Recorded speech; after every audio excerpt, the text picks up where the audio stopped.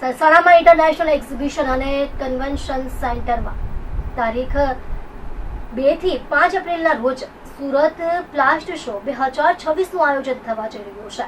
South Gujarat plastic manufacturers association સુરતના પ્રમુખ કિશોરભાઈ વાઘાણીએ જણાવ્યું કે ગુજરાતના પ્રગતિશીલ ઔદ્યોગિક શહેર સુરતમાં પ્લાસ્ટ શો 2026નું ભવ્ય આયોજન કરવામાં આવ્યું છે. પ્રદર્શન પ્લાસ્ટિક અને પોલિમર ઉદ્યોગ માટે નવીનતા, ટેકનોલોજી અને વ્યાપારિક તકોને ઉજાગર કરતું એક મહત્વપૂર્ણ પ્લેટફોર્મ છે. આ પ્રદર્શનમાં દેશના અનેક પ્રતિષ્ઠિત ઉદ્યોગકારો, ઉત્પાદકો અને સપ્લાયર્સ ભાગ લઈ રહ્યા છે.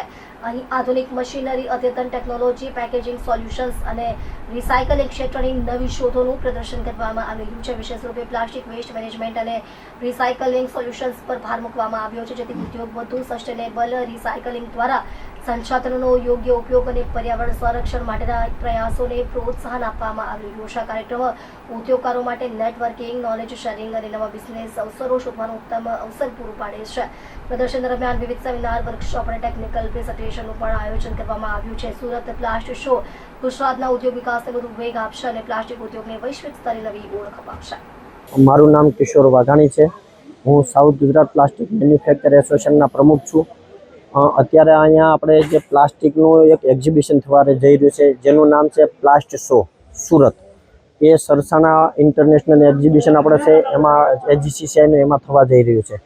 આના અંદર અત્યારે આપણે પ્લાસ્ટિકની વિસ્તૃત માહિતી માટેથી વિવિધ પ્રકારની મશીનરીઓ, વિવિધ પ્રકારના મટીરિયલો, દરેક વસ્તુ આપણને જોવા મળશે. જેના અંદર દાખલા તરીકે આપણે પ્લાસ્ટિક કઈ રીતે બનાવવું તો એની તમામ પ્રકારની માહિતી મળશે. પ્લાસ્ટિકની કઈ પ્રોડક્ટ બનાવી તો તમામ પ્રોડક્ટ માટેથી અહીંયા આપણને મશીનરી અને રો મટીરિયલની પણ ઉપલબ્ધતા રહેશે અને દરેક પ્રકારના આપણને કોન્ટેક્ટ મળી રહેશે.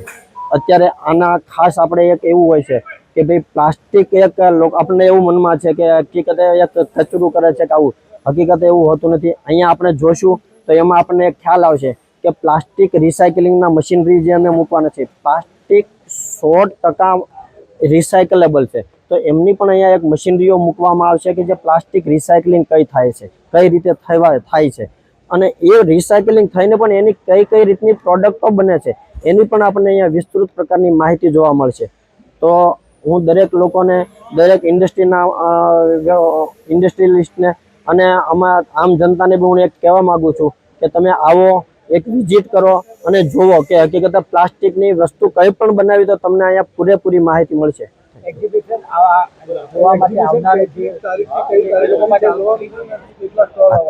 એક્ઝિબિશન આપણું આવતી એપ્રિલ 2 થી 5 2026ના રોજ થવા જઈ રહ્યું છે અને એની રજીસ્ટ્રેશન ફી આપણે કોઈ રાખેલી નથી. હા, ફક્ત એક બારકોડ આપણે બહાર મૂકેલો છે જે ફ્રી રજીસ્ટ્રેશન માટે, એ બારકોડ સ્કેન કરી અને પોતાનું ફ્રી રજીસ્ટ્રેશન કરાવવાનું રહેશે.